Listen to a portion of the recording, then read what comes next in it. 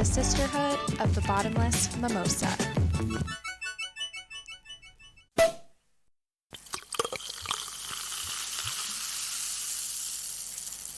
Hi friends, welcome back to the pod.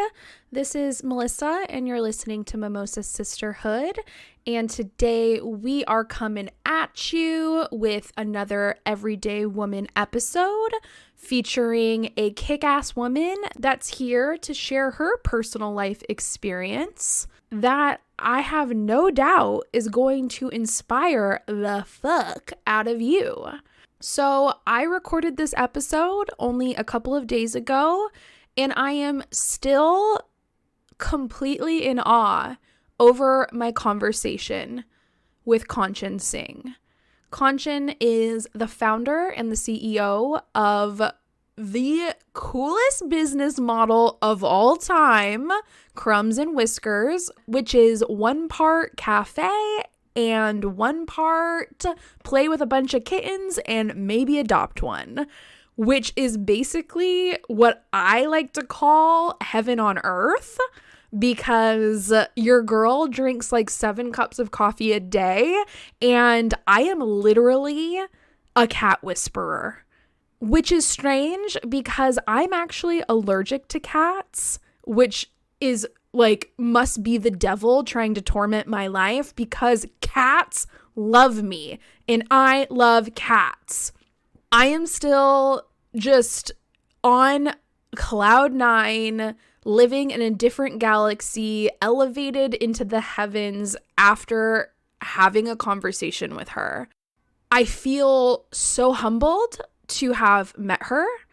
I feel blessed to have had the opportunity to sit down with her and hear not only her personal story, but her incredible perspective about life and what it means to be a human being and what it means to heal as a human being. I'm just still like in this strange elevated state after speaking with her, because so much of what she had to say about life like hit me to the core. I related to so many feelings that she had experienced during her darkest days, and I just saw so much of myself in parts of her story, and it really gave me so much comfort, so much inspiration, and again, just this feeling of like elevation. So anyway, before we get into it, a couple just quick reminders. If you haven't yet, please be sure to subscribe to Mimosa Sisterhood on Apple Podcasts. There are a lot of changes happening in the Apple podcast world. Subscriptions are being launched soon. There's a lot of just like techie things that are changing on the back end, which news reports are already confirming. There have been a lot of issues in terms of podcasts going missing in Apple's cloud. So the one way that you can guarantee my podcast won't vanish into the fucking dark pit of Steve Jobs is to subscribe. So if you aren't subscribed yet, please do so. And there should be no issues with you being able to access my podcast and listen to all of the episodes I have produced over the years. In addition to that update, I just want to give everybody a quick heads up that my pod shop is going to be opening very soon. I have so many really cool products that I have designed myself that I'm going to be launching for merchandise. I have spent so much time creating these designs and pairing them up with the perfect product, and I'm just really excited about it, and I think it's going to be a hit. At least that's what I'm hoping. So keep your eyes peeled on social media and in my newsletter in terms of my official launch dates. so that you can be first in line to purchasing the first ever Mimosa Sisterhood merchandise drop. I am so stoked about it. I think you guys are going to love it. So lots of fun stuff coming probably in the month of June, since May is already somehow over. But yeah, I'm going to have a lot of really fun stuff available for you that is in perfect time for summer. Awesome. All right, great. Let's dive into it. Without further ado, say hello to Kanchan Singh.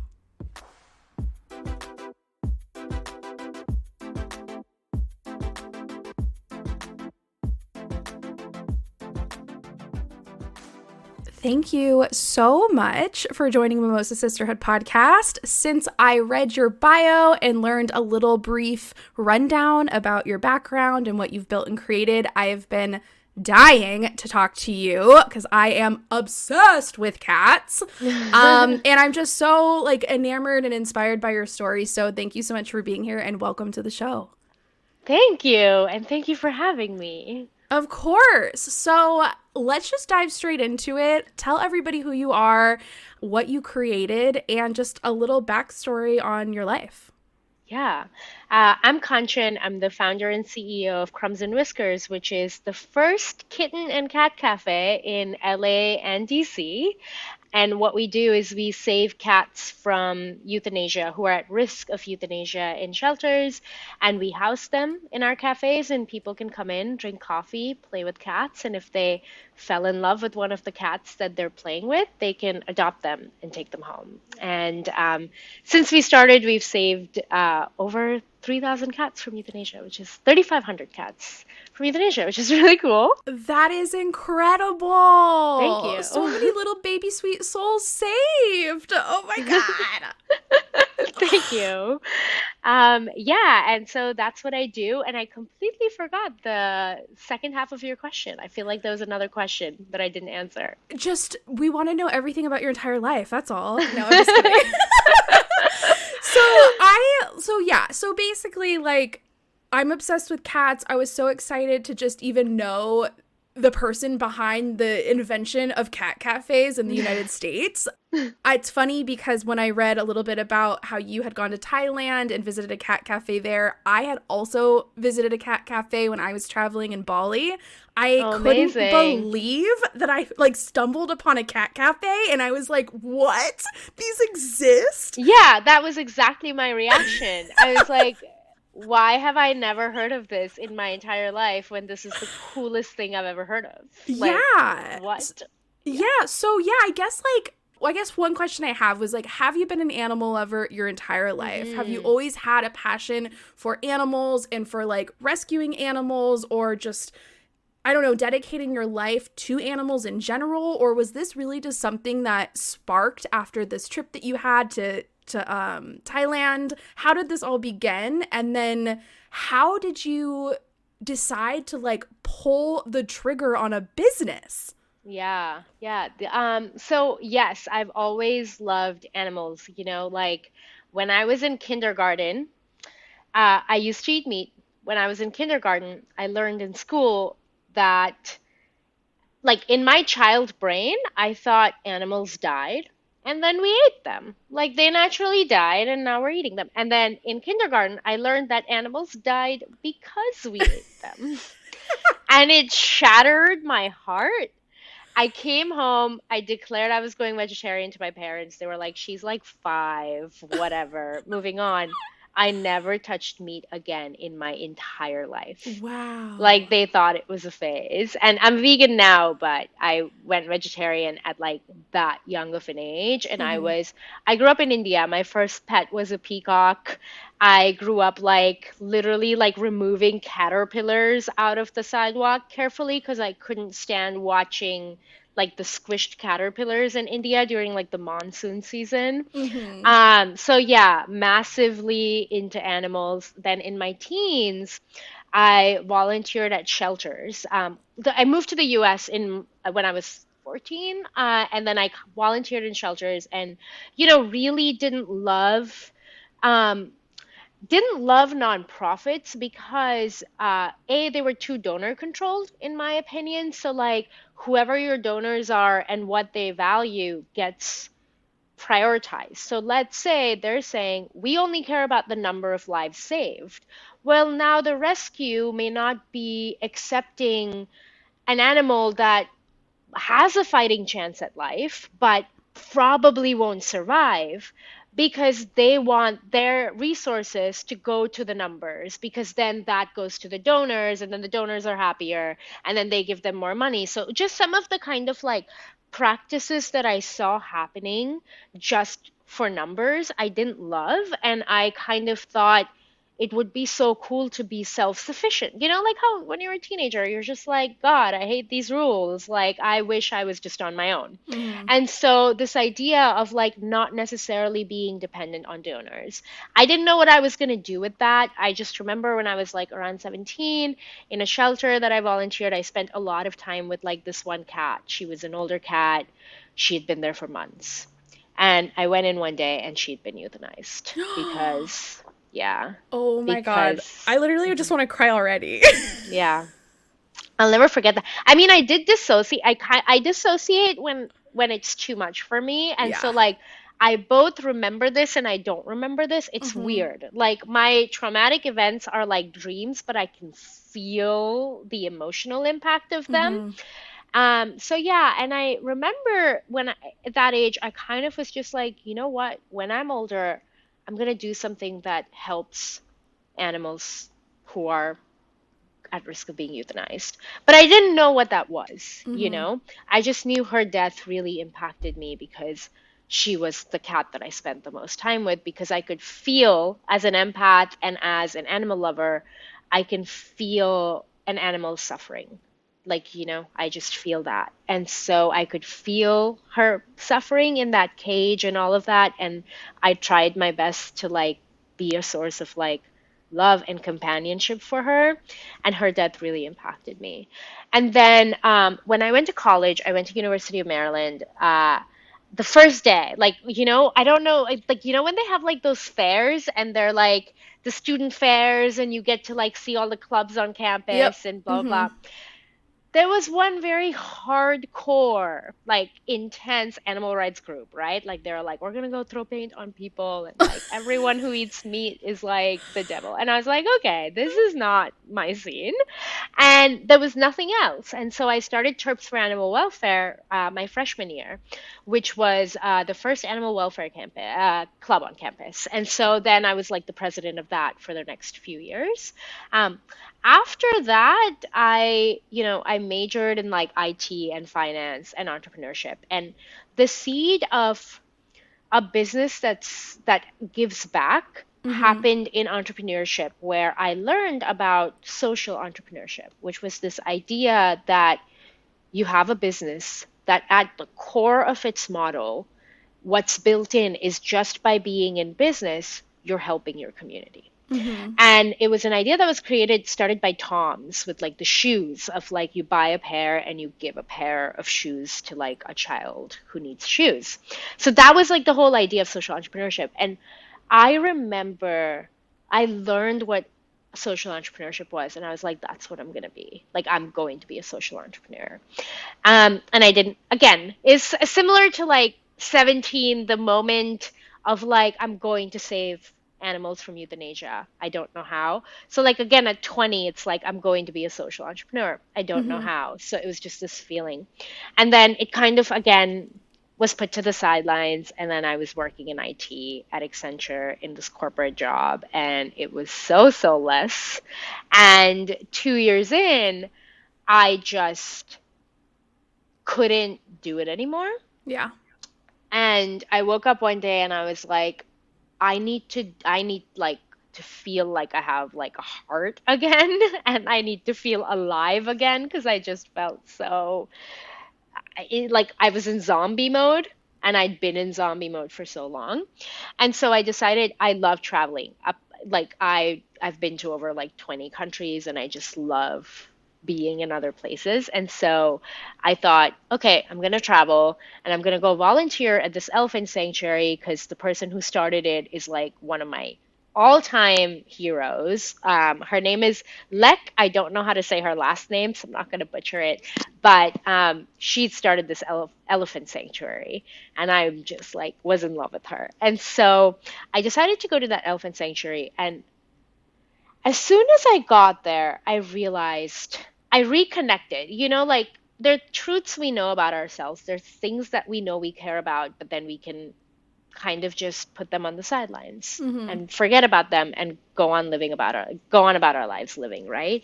And I just reconnected with the truth that I loved animals. Like I really truly like felt it to my core. I was like, this is like what I love. And I really liked how the elephant sanctuary worked because people paid to come in, people paid to hang out with these elephants, and that money was used to take care of the elephants. And, that to me was a more self sufficient model than like, I mean, they also had donors, don't get me wrong, but like, rather than like fully relying on donors. But then I was like, Kanchan, like, who's gonna come see cats and dogs, right? Like, because I'm not gonna come back to the U.S. and open like an elephant sanctuary. So I was like, I was thinking about like how cool that would be if applied to shelters, because shelters, all these animals are in cages, Right. and there's not enough space, and they're depressed, and like freaking half the animals are getting like antidepressants. Like, it's just such a Oh, mess. so And I was sad. like, it really is. It's like heartbreaking. Like shelters are heartbreaking. Like I don't think I could even step in one anymore. Like I've over the years I've become more and more empathic and more open, and the harder it's become for me. But yes, I was like, God, it'd be so cool if this is how our shelters worked, where they all roamed free and they had space to do that, and you could pay for it because people were paying to come in rather than just coming in for free, right? Mm-hmm. And then I was like, I'm so stupid because nobody would pay to visit dogs or cats. Moving on. And on that same trip to Thailand, on my last day there, these two guys, I'd met this British guy and this German guy on the road, and we'd become friends. And they had watched me feed, because Thailand has so many stray dogs and cats. Mm-hmm. They had watched me feed every meal, breakfast, lunch, and dinner. I'd be sitting on the side of the street with like all these animals feeding them. So they picked up on the fact that I'm an animal lover. They were like, this girl likes animals. And so my last day there was my 24th birthday. And they took me to a cat cafe. And this was like hours before my flight. And I remember walking into that cat cafe, and it was like walking inside the answer to the question I had been asking, which was like, how do I do social entrepreneurship and animal welfare and help specifically animals facing euthanasia in shelters? How do I combine all of this? And then suddenly I was inside the answer, Mm-hmm. And I remember we were like hanging out and it was like so much fun. And I turned to them, Nadim and Jacob, and I was like, guys, I'm going back to the US. I'm quitting my job and I'm starting a cat cafe. And they were like, we're doing the same, like back in Germany and back in like the UK, right? I actually came home and did it, and I'm still in touch with them and I'm still friends with them. And they just messaged me and they were like, you're crazy. You meant that. And I'm like, yeah, you didn't? They're like, we were joking. And I was like, I wasn't. I was dead serious. And so on that plane ride back, so literally this is the last thing I did in Thailand. It's like I got to Thailand, I connected with my love for animals and Mm-hmm. like that desire. And right before leaving Thailand, I like had the answers to like how I would do it. So on that plane ride back from Thailand, I didn't even have a notebook. I swear that the hostess is probably like, why does this girl need so many napkins? But I had like, I kept asking her for like United napkins, and I had a massive stack of napkins, and I had built out like the entire business plan for Crumbs and Whiskers, and like I had like 40 name ideas, these like really embarrassing doodles of like cats and what the logo would look like. And I remember I came back to the US and I was so stoked, right? Like I felt this in like every cell of my body. I was so stoked about it. And I messaged my friends and I was like, oh my God, greatest idea, starting a business, blah, blah, blah. And everyone is like waiting for me to like drop some kind of like epic idea that like it's gonna rock their world. And I was like, I'm starting Cat Cafe. And they're like, you're what? And I was like starting a cat, and they all thought I was nuts. They were all like, "Oh my God, we thought this was some genius, epic situation, and this is a dumb idea." And I was like, "It's not a dumb idea, but like, like for the next few months, it was a lot of like believing what I felt and not listening to other people." Because it was just kind of getting proven over and over again that like it wasn't an idea that was seen as like legitimate or Mm-hmm. serious. It was more so, and I was a 24-year-old girl, so it was Mm-hmm. like, oh, it's this dumb millennial with like another millennial idea. We're so over the millennials and like what they're doing. It was like that kind of a vibe. And landlords didn't want to give me their property to have like cats running around in it. They're like, no. Banks didn't want to loan me money. They were like, how are you even getting your permits? I remember I didn't know if like I was like, I don't know if DC is the place to start a cat cafe. It was only I was working in DC and like living there, so that was kind of the first place that I thought of starting a cafe. So I just decided to partner with the Humane Society. I approached them with the idea. They were like, great, we need any facility that allows us to pull more animals, we'll get behind, right? Because like they need that. Mm-hmm. And so just using their Twitter, I just built a landing page and we just tweeted like DC Cat Cafe, hashtag Cat Cafe with a link. And I couldn't have predicted what would happen next because the Washington Post was calling me within like 10 minutes of that tweet. I still can't read that article because I had no idea. I was not prepared. I was like still working a full-time job and I just was like, "Oh, I wonder what like five people on Twitter might say," not like the Post. Yeah. And so suddenly we're in like all these papers and now they're calling the health department going, how are they getting the permit? And the health department's like, we've never heard of this girl and we've never heard of this idea. And then they're like, oh, this isn't actually, and like it turned into this like massive debacle that I didn't anticipate or Yeah. expect. And then all of a sudden the health department is after me and they're like, what is going on? And like it just turned into this whole thing. And but anyway, the cool thing was it became like the biggest trending topic that day on Twitter in DC. And it became very clear, like when I opened my inbox, it was like pages and pages of emails from people about how excited they were about a cat cafe and how they wanted to get involved. And I was like, I guess I'm doing this. I guess there is a demand for this after all. Yeah, they decided it for you. They sealed Yeah. the deal on that one. And so yeah, so that was then I kind of did like a Kickstarter because again I couldn't get funds from anywhere else, so I raised money to like do open the brick and mortar. There's a lot of hate. There's a lot of hate. I cried a lot reading the hate, Hate which about what? just like I remember people were like, this is dumber than the cereal cafe that happened in DC. It's not going to make past like 4 months. Like this girl and her cats should be, like the internet is a wild place. You know what though? So, It's like I listen to a lot of like inspirational podcasts and they always like reference back to this one thing that when people are living their true authentic self and they're doing it unapologetically and they're just vibing on a whole nother level, the people that aren't following that path get pissed. They're yeah. mad because now you have proven like, hey, I'm out here doing this shit and I'm killing the game. And that lights a fire under everybody else's ass that's sitting down watching their 100th episode of like fucking Bachelorette. You know what I mean? So Yeah. yeah, that's why people get pissed. But also like, get a life. Like, I can't even believe that many people would be contacting you to just like express negativity. Like, Yeah. how horrible. Yeah. It was intense. It was a lot as a 24-year-old. And like, the hard part was I already felt a lot of doubt. Like I was already starting a freaking company that was a brick and mortar. That's serious. Uh, my parents weren't behind it. They weren't supportive. Nobody else in my family was. So it was like me and me. And I was already like facing a lot of doubts. And so when you already are like facing your own doubts and then everyone is hurling their doubts at you, at least for me, it became pretty like crushing. I mean, I still Yeah.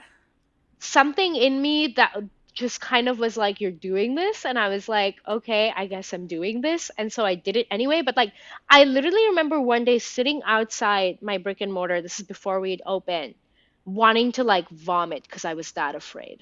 Like, Yeah. I felt that much fear. And I was like on the sidewalk on the side of a DC street, like just about to vomit with fear, you know? And so, yeah, it was intense. It was hard, but we opened, and the first day it was like a line around the block. Like our booking system, online booking system crashed because so many people were trying to book tickets. Our tickets at the time were only $8 or $10, like depending on how much time you picked.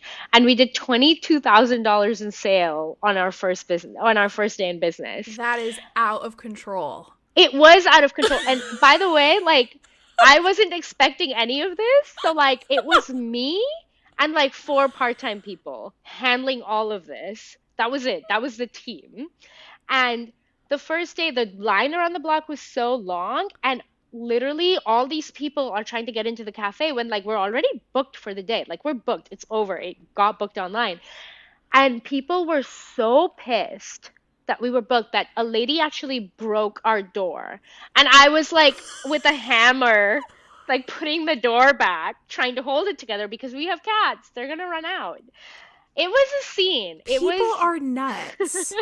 That is just complete mayhem. yeah. Breaking down the door.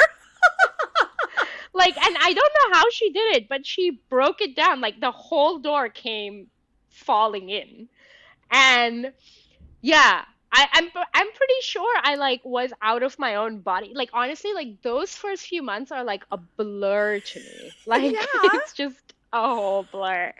And I literally didn't have the energy to go back home every night because it was like hundreds and hundreds and hundreds of people every single day, most of them disappointed that they couldn't come in. And the people who came in were disappointed for different reasons.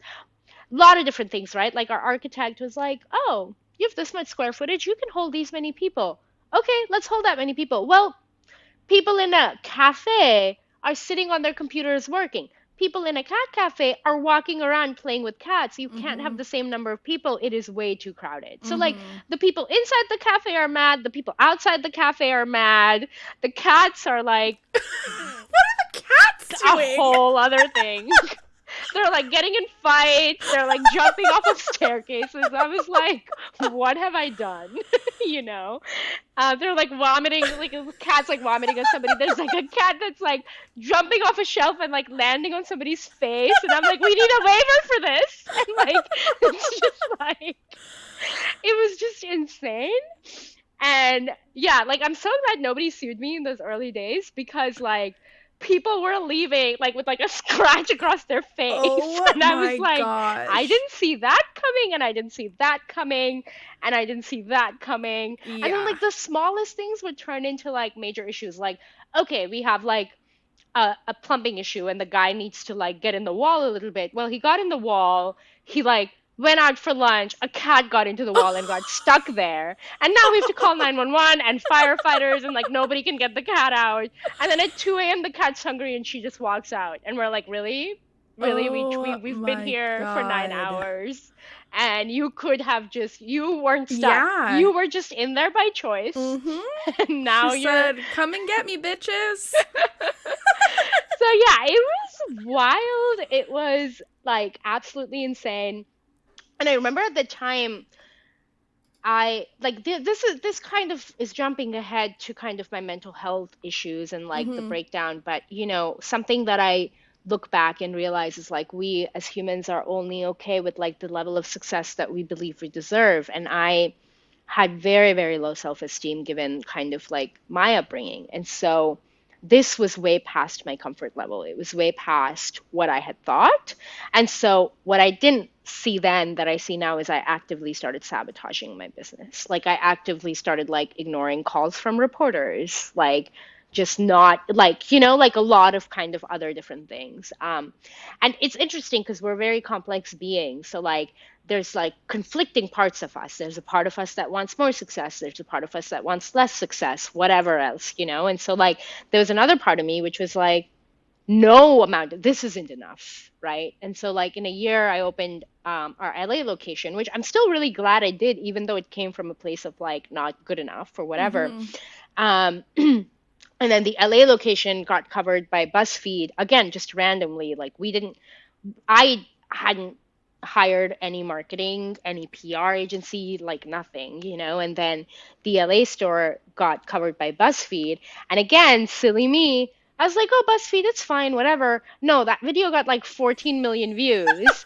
And like our phone didn't stop ringing for like a month and a half. And yeah, it just was like that all over again. And so yeah, it was really cool. It was really fun, but there was like a lot of stuff that was breaking down. Yeah. Whether it was around like cat health, whether it was just around like employee, like company culture, employee stuff.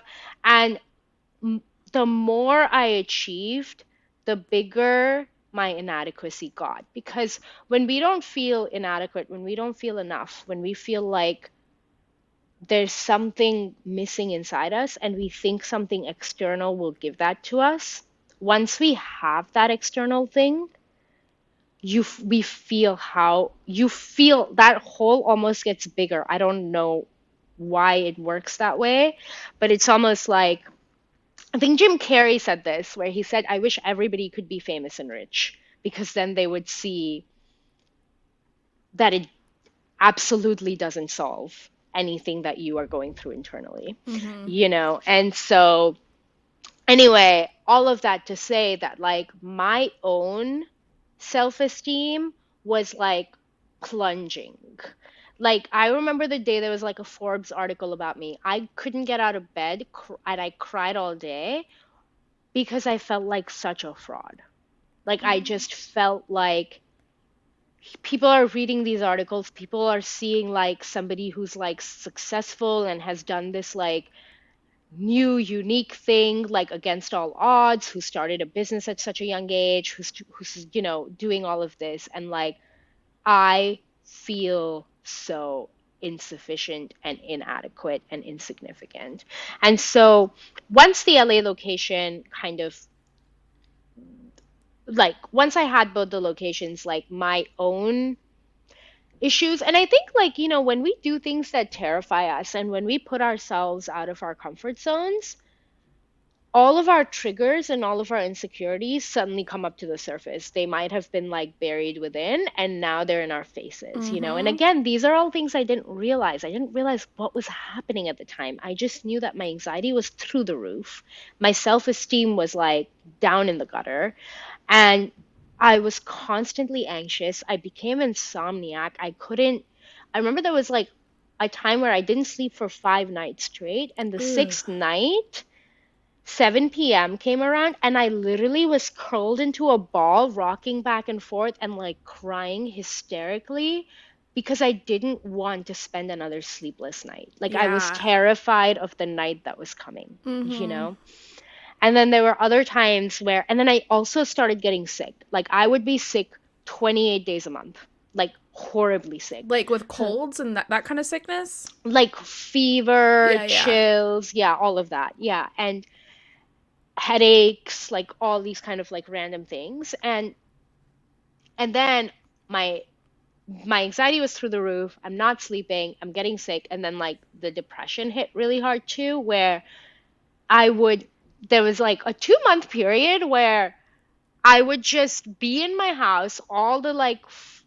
things closed. Like I'd take like work meetings from my bed and all the blinds closed, like wouldn't even turn the lights on, and would only get out of bed like when I felt so hungry that my stomach felt like it was like eating itself. And I would like grab like a cold piece of bread from my fridge and just bite into that and then go back into bed. So I just didn't know what was happening and I didn't really know where to turn to.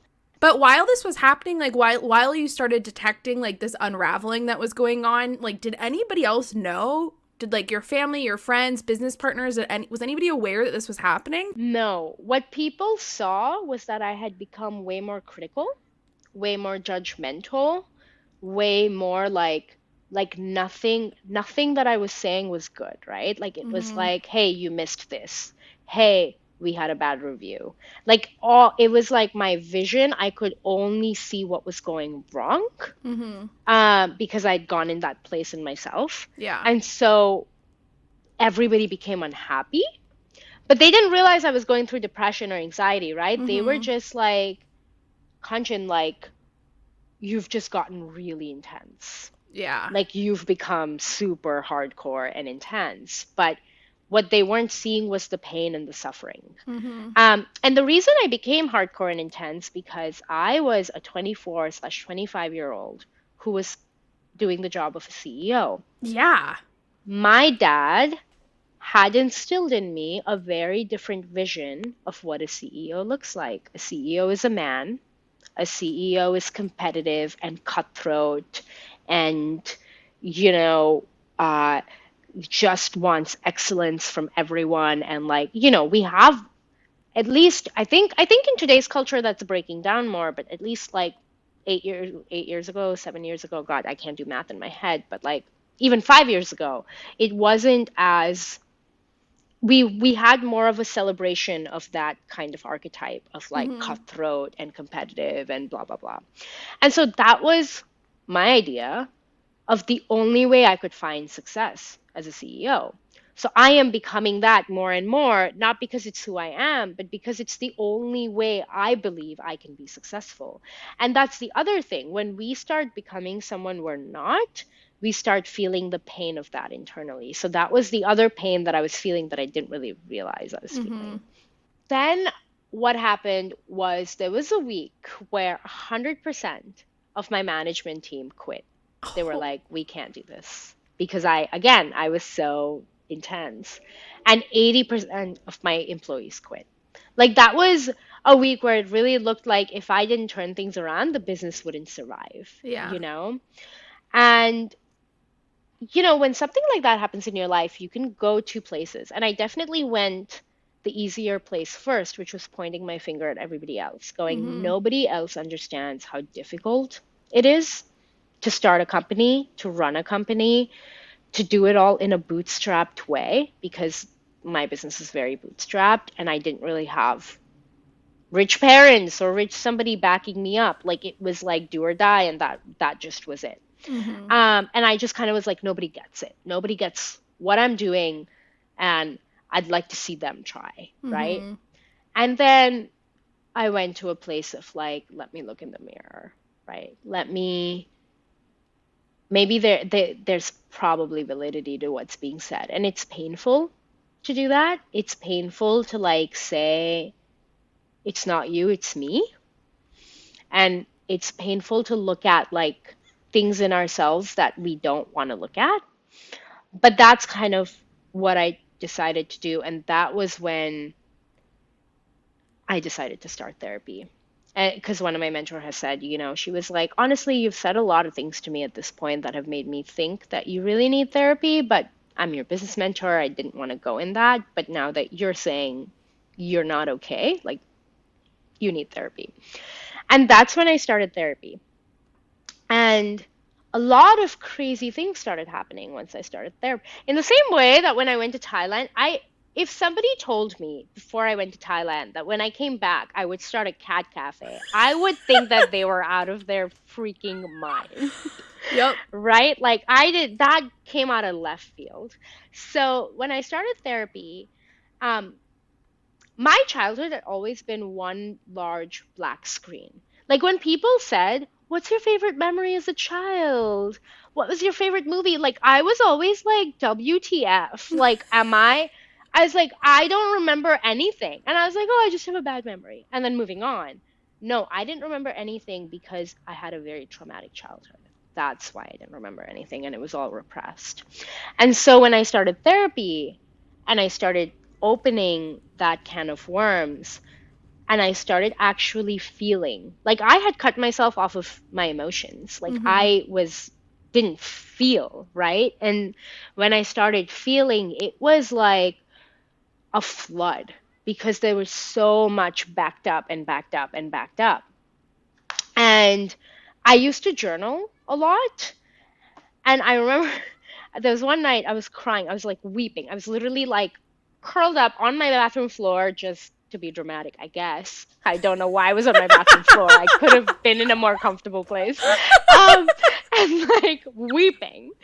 And I pulled my journal to write, and out came a perfect 2-page poem, start to finish. I'm an IT and finance major. I started school with like aerospace engineering, right? Like, never written poetry. And I remember that I was like distracted from my own pain because of what came out, like this poem. And I never even read poetry, like up until that point, and I still don't really read too much poetry. Hadn't even read poetry. And suddenly it's this perfect poem. And I'm like, that is strange. Where did That it come is from? One of your angel guides stuck it in there?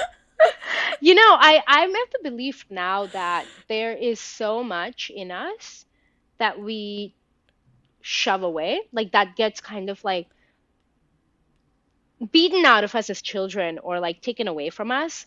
And my artistry was one of those things. I was an artist as a child, not a writer, but like I loved art and I loved singing and I loved music and I loved dance. So like in the art world. And I grew up in India and I have immigrant parents. Like it's very hardcore. It's very like life isn't luxury to us. It's you have to figure out how to survive. It's a survival game.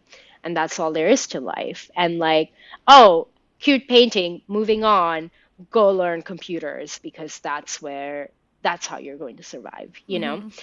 And so I think that it was in me this whole time. It just kind of had gotten locked away, Mm-hmm. and healing and like feeling my emotions unlocked it, you know? And suddenly I couldn't stop writing poetry. Like I was like, I kind of was like, okay, that was a random fluke, whatever, moving on. And then like in like 5 days, I've written like 20 like all of a sudden I went from like non-emotional, like over critical, over judgmental to like crying constantly and writing poems. Like it just like kind of was a weird, I had an identity crisis after that because I was just like, what is happening to me? And my therapist was like, you're healing. And I was Yeah. like, okay, this is not what I thought I was getting into. But anyway, so and in therapy I was facing a lot. I was molested from a very young age by a lot of different people. I was physically abused, sexually assaulted. I had a very emotionally unstable mother who I've watched attempt suicide and then blame it on me and say it's because you're so terrible. Like a lot of events in my life that caused me to completely dissociate Mm-hmm. and like very fragmented, like fragment, like in healing and therapy, it's like parts of ourselves that just get fragmented off and cut off Mm-hmm. from us because it's such an intense trauma. And I was processing so much and so much like guilt and shame and rage and grief and pain and all this stuff.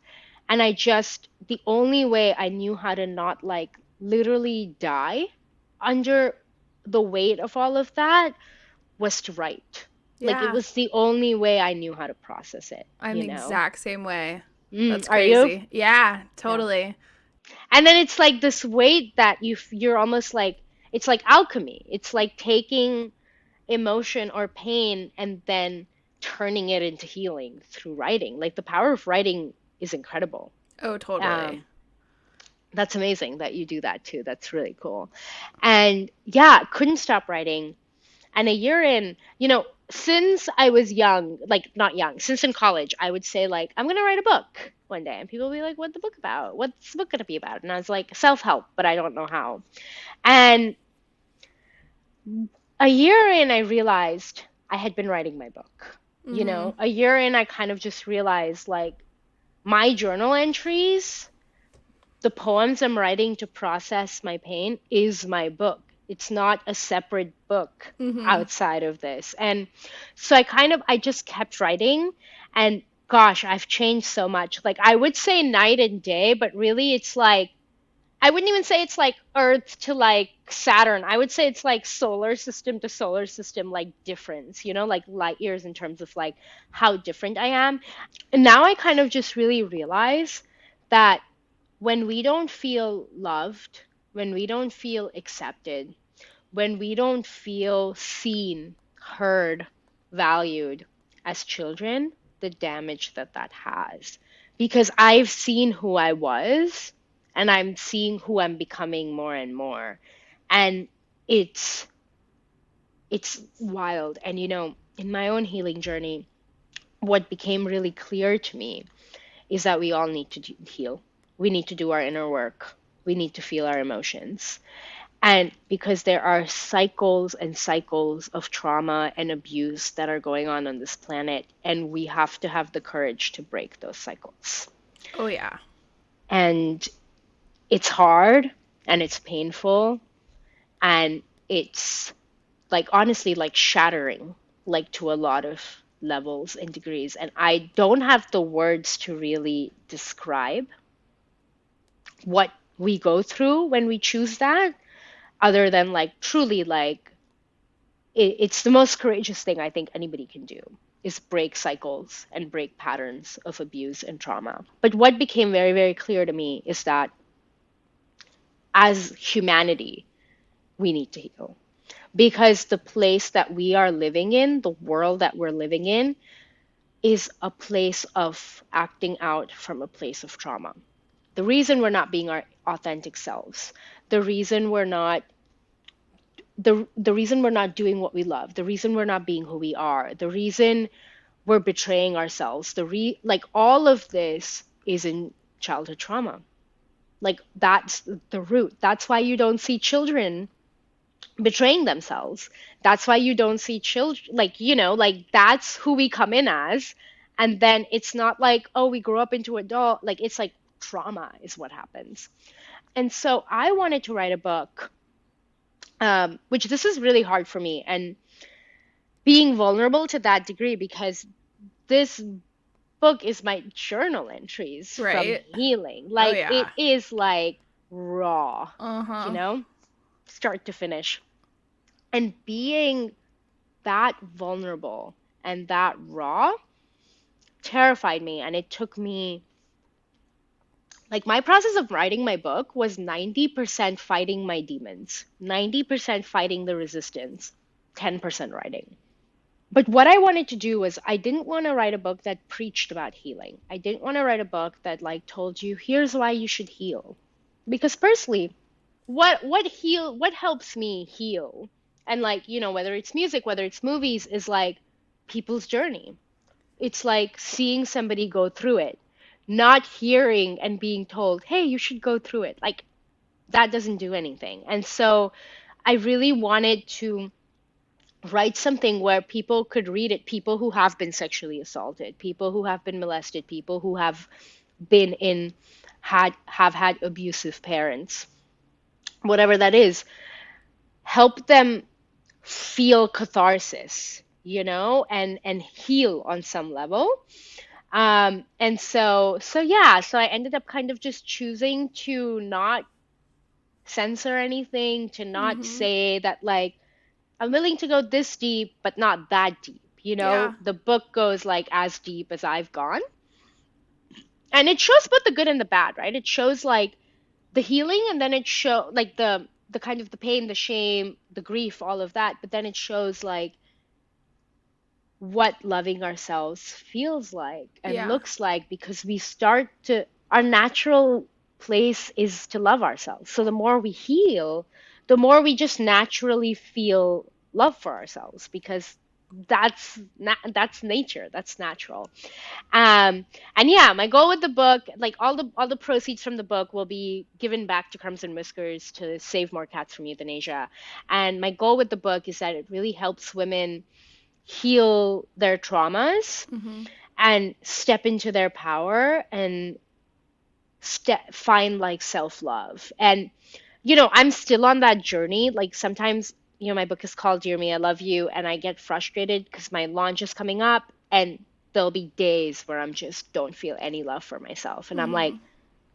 I'm publishing a book called Dear Me, I Love You, and I don't feel love for myself, and I'm a fraud. And it's very hard for me to like feel that. But then, my mentors and people that I'm close with will be like, self-love isn't perfect, and it's a process.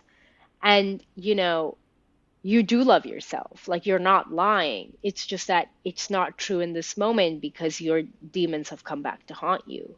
But Yeah. underneath it, there's still self-love. Well, and I feel like sometimes, the universe or whoever, spirit, God, guides, whoever, whatever you believe in, will send you things, little things to just say, hey, let's throw this at you and see how you're going to navigate it. Have you finished the work? Have you done the work? Are you recognizing this as one of your trigger moments? How are you going to handle this trigger moment? Are you going to revert to old ways, or are you going to start, implementing all the things that you've learned, all the teachings that you've had given to you, and are you going to tackle it on this new path, the healing path, the improved path, the self-love path? So I feel like, everybody struggles with self-love. It's literally ingrained in our society to hate ourselves. It's around us everywhere in the world. And it's up to us to, get to a place of fighting for that healing. But it's not forever. Like, once you find that self-love, it's not guaranteed for the rest of your life. Like, there's no way in hell. Things will always come. New traumas will happen, new struggles, new obstacles that will kick you back. Mm-hmm. And you have to now recognize when that's happening and be like, okay, it's happening. Mm-hmm. Like, this is it. But I have had the learnings, the teachings, the help, the guidance that I can actually manage this now the right way, not, the harmful way. Mm-hmm. So yeah, it's a forever journey. It never ends. Yeah. It just goes and goes and goes. Yeah. Yeah. And I definitely thought it would be some kind of a fairy tale. And I'm getting a harsh, in this, literally, like, in this moment, getting a harsh kind of reality check of like, no, and you can have done a lot of work and experienced great love for yourself and still experience self-criticism and judgment and self-rejection and all of that, Yeah.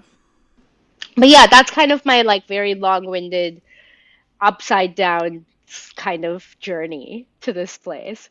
Your story is absolutely incredible. Like, in just the way that you have seen and experienced so much at such a young age and have already been dealt so many obstacles that you have to navigate through, and already have come to a place in your life in your mid-20s where you were able to recognize and reflect on the experiences you've gone through and made a choice so early in your life to overcome it. There are a lot of people that bury for decades, and they live a long and difficult life of ignoring, these dark patches that they've gone through, and being so young and already saying like, no, we're going to work through this. We're going to fight through this because I want to live a happy life. Like, I deserve happiness and love and like great things for the rest of my life. Like, that's a massive accomplishment. Like, props to you. Thank you. Seriously. It's like you've already said in this episode, it's scary. It's such a risk. It's terrifying to uncover all of these things that we don't like about ourselves. But the quicker that you do that and the quicker you make peace with it, the more likely that the rest of your life is going to just move along a little bit cleaner, a little bit more seamless, a little bit happier, a little healthier. And there's so many things that you said that I'm just like screaming over here, like, oh my God, I couldn't relate more to you in so many ways. And even just with like your book and why you're writing it and like what you're hoping to do for the woman out there that's reading it, that's like exactly what I'm doing on this podcast. I'm like trying to teach listeners out there, like, you are so not alone, and the things that you've experienced, so many other people have gone through it too, and like, listen to their story. Like, this is what they went through in their lifetime during this generation. Because I do a women's history podcast in addition to this segment, but just like having a place where people can hear other people's stories and their life's experiences, and being able to look at that story and that person and relate to them and connect and heal and use them as your support system. It's everything. It is so powerful. And I just hope that, you know, my podcast is doing as much good as I have no doubt your book's going to do for the world, because for you to reveal the most vulnerable places in yourself and just throw it out there and say, take it, here it is, like, that is huge, and you are going to help so many people with that book. Thank you. Like, thank you so it's much. like, wow, I cannot wait to just, it's just going to impact so many lives. So that's just very exciting. Thank you. Oh, man. I honestly feel like I just went through my own therapy session right now. I know. I'm the designated therapist, I feel like, of like even my friend group. They're like, we just call you when we need therapy. And I'm like, that's a compliment, right? I'll take it. Yes, it is. Oh my gosh. Well, I have a couple of questions, and I'm just saved them to the end because I just wanted to hear your story, and I'm like, you know what? I'll ask you some of these things later. So I might have to backtrack a little bit, but no worries. Question number 1 is kind of a funny one in regards to cats in the cafe. Yeah. I thought that cats hated each other. How do you get like 30 cats in one room and they're like cool? They're not. They just figure out their territories in the cafe.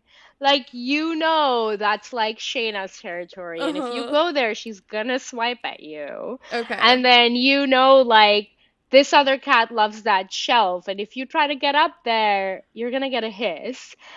So like, it's almost like high school where they like find cliques. So like, there'll be like cats that like each other and cats that don't like each other. And luckily, cats like to avoid drama, so they just create their own spaces to like avoid the drama.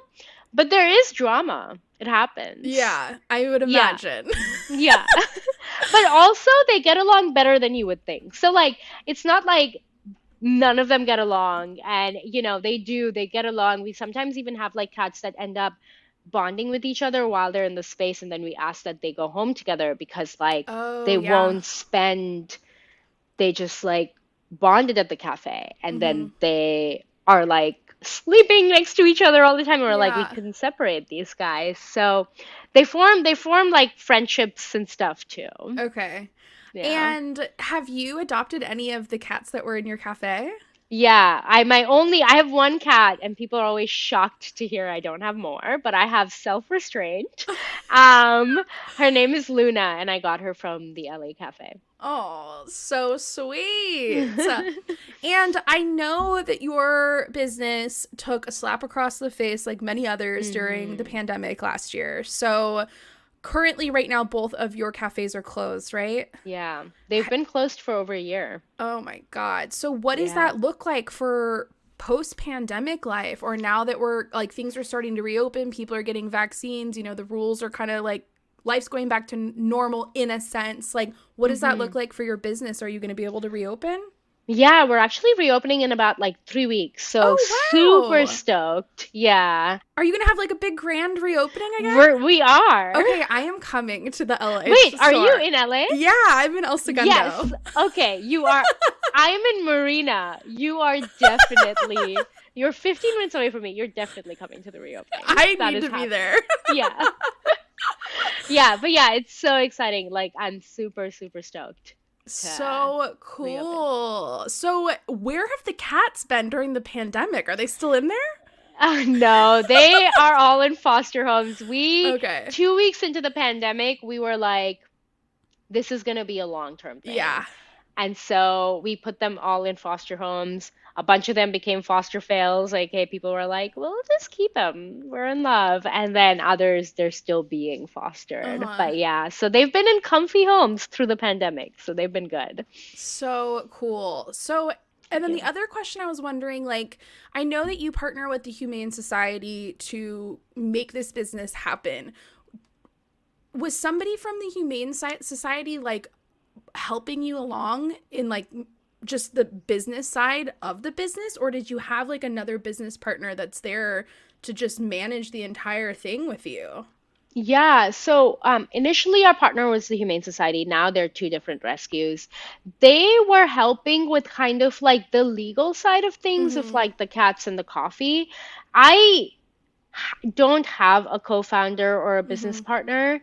My younger brother has helped immensely, and there have been times where I've seen him as the co-founder. Mm-hmm. Um, but yeah, that it's just kind of been like help here and there. I am a single founder and a single CEO, which I'm not sure I would recommend, honestly. I don't know that I would say to somebody, like if I had a daughter, I don't know that I'd be like, do this. Yeah. Like, Yeah. yeah, I'm not sure. Yeah. It's a lot. Do you foresee the future of like more cafes opening up? Are you sticking Mhm. with your two? Yeah, I would love to have a cafe in Boston, in New York, in Chicago, and then like maybe like another one in Southern California. I would love that. So I definitely see more. I would also love a London one. That'd just be fun. That just sounds fun. I don't even know Mm-hmm. why it sounds fun. Um, so yeah, so definitely want to see it grow, but I do, my heart is in writing and performing. Yeah. Like I haven't even started performing yet. This is again one of those weird shifts, IT to like cat cafe to like poetry performance. It's kind of Mm-hmm. like wild. Um, but that's where my heart's at, and that's the truly like my heart's desire to pursue. In an Mm-hmm. ideal world, I'm growing both. Crumbs and Whiskers is growing without me, and then I'm doing kind of like the poetry and Mm-hmm. healing and all of that. But we'll kind of have to see how it plays out. Totally. Oh my Hmm. gosh. Well, so exciting. So much on the horizon. How can like our listeners support you? Like how can we help you out, whether it's with the cat cafe or your poetry? Like I know of course social media, we can all be there, but like any particular things we can do on our end to just help cheer you along? Yeah, thank you for asking. That's such a kind question. Um, for if you're in LA or DC, just come visit us, right? Like just come hang out with the cats. Even if you don't adopt, just by hanging out with the cats, you're socializing them. Mm-hmm. And socialized cats, cats that are more comfortable with people and more comfortable are just friendlier with people, have higher adoption rates. So if you Mm-hmm. literally came to the cafe and drank coffee and play with cats, you'd be helping homeless cats like increase their chances of adoption. Mm-hmm. So that's super cool. We're crumbsandwhiskers.com. And then we also kind of accept like contributions that go towards like the care of the cats. So if you just kind of are like, I'm not coming in, but here's $10. Great, Mm-hmm. thank you. That's like a cat toy for a cat. And then for me, I am at kanchanofficial.com, and you can just go there and right now just sign up to pre-order my book. Like you don't even have to pre-order it, Mm-hmm. just sign up, and it really helps to kind of have a bunch of people on who are just on the email list who are, and I'll also be sharing kind of more of my journey and more of my Mm-hmm. story and all of that on there. um, but that's also helpful. So yeah, being part of my community and joining my community and visiting the cat cafe would be, Awesome. yeah, amazing. And then of course follow us on social. So Crumbs and Whiskers is at crumbs_whiskers, and then I am at xkanchanx. Amazing. Well, I always ask everybody one question at the end of all these episodes. So, Mimosa Sisterhood, that's the podcast. Our entire podcast theme is about celebrating women's voices and stories.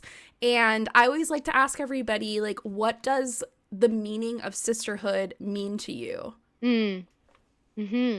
That's a lovely question. And, one that I'm probably going to have a hard time answering because as somebody who was bullied by girls and, in India when I was growing up, and then I was an immigrant in the US and then kind of rejected and shunned by girls, like I have experienced the opposite of Mm-hmm. sisterhood. And so while I haven't experienced it, I have an idea of what that looks like, which I'm starting to kind of experience like a couple of friends, but it's, just love and support and encouragement for each other and acceptance of each other and building each other up and, cheering each other on and being there for each other, like truly being there, not at a surface level, not at a level of like, let's put a band-aid on something or let's get you distracted from this issue, but actually like, I'll go deep with you and go deep. Like I'm here to hold your hand. I'm here to like be the shoulder that you cry on. I'm here to applaud you when you achieve a milestone. And no matter whether you fall or fly, I'm here and your worth and your value and how I perceive you doesn't change based on how anyone else might perceive you or what your external kind of like accomplishment is, So that to me is sisterhood. It's love, it's support, it's appreciation, it's kindness, and it's just it's like a glue that holds everyone together, right? Yeah. Perfectly said. Thank you. I'm almost embarrassed to admit this, which I shouldn't be because there's no shame ever. But I have been like really trying to like get into this manifestation state in my life where like I'm working on like unblocking the inner child, working through my shadow, all of the therapeutic things we do. And just like really taking inventory of the things that I really desire in my life and like what that looks like and means. And literally the first thing on my list is finding a soulmate best friend. And like listed out exactly like what does that look like to me. And it was basically everything you just said. Oh, then this is a sign that it's coming. Right? This is like the universe saying, hey, we hear you. Yeah. We're like, this is what you want. So at least that's how I'm going to interpret it. Good. Perfect. Oh my God. Well, thank you so freaking much. Seriously, like I have just so much thanks to give you for just being so open and honest and vulnerable and sharing so many personal things about your life. Like I just applaud you for just how fucking rad you are, and I just really appreciate you being a part of this podcast and just sharing your story with everybody out there, because I know without a doubt this is going to touch so many hearts, and that's what I aim to do. I want my listeners to just feel inspired by the women that they learn about, and you have already just inspired me in the past hour, so I'm just very appreciative of that, and I just want you to know truly how thankful I am. Oh my gosh, you are so sweet.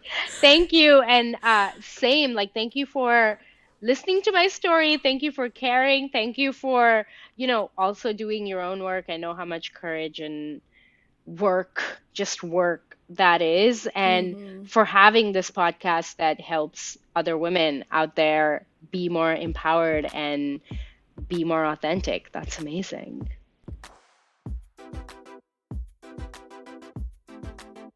Thank you guys so much for tuning in to another episode of Mimosa Sisterhood podcast. I really hope that you enjoyed that episode as much as I did. If you can think of one person out there in the world, a friend, a family member, a coworker, somebody you've met on social media, if you can think of one person that you believe would be greatly impacted by Kanchan's story, please send it to them. Shoot it via email, send it over in a text, or even tag them on social. But sharing is caring, and our number one goal is inspiring women out there in the world through other women's life stories. So thank you again for listening, and as always, please be sure to give us a 5-star rating and a written review on Apple Podcasts. This is the easiest, cheapest, and fastest way to show your support for the show and to help us reach all of the women out there that currently don't know that we exist. All right, guys, thank you again, and until next time, drink wine and keep kicking ass out there in the world. Bye!